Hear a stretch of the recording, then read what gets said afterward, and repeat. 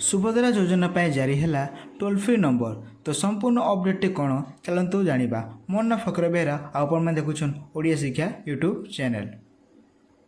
राज्य में सुभद्रा योजना पर जारी है टोल फ्री नंबर। सुभद्रा योजनार मार्गदर्शिका नहीं जारी है toll free number. Toll free number T हूँ 14678।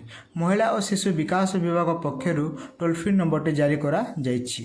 अंगनवाड़ी कर्मी सहायिका आशाकर्मी करें यही सुभद्रा योजना आवेदन करने राज्य सरकार जारी कले टोल फ्री नंबर। जदि आपण कौन अभियोग रही कि संपूर्ण तथ्यटी आपण मैंने जानवा चाहते तेबे यही 14678 टोल फ्री नंबर आपण जोगाजोग करी तार संपूर्ण अपडेट जानीपारे। आज प्रत्येक अंगनवाड़ी केन्द्र में मिल सुभद्रा योजना आवेदन फॉर्म। आज मिल सुभद्रा योजना फॉर्म। आज और आसंता काली 2 दिन फॉर्म मिल। जड़े महिला गोटे फॉर्म पाई पारिबे। 7 तारीख पर्यंत आवेदन तारीख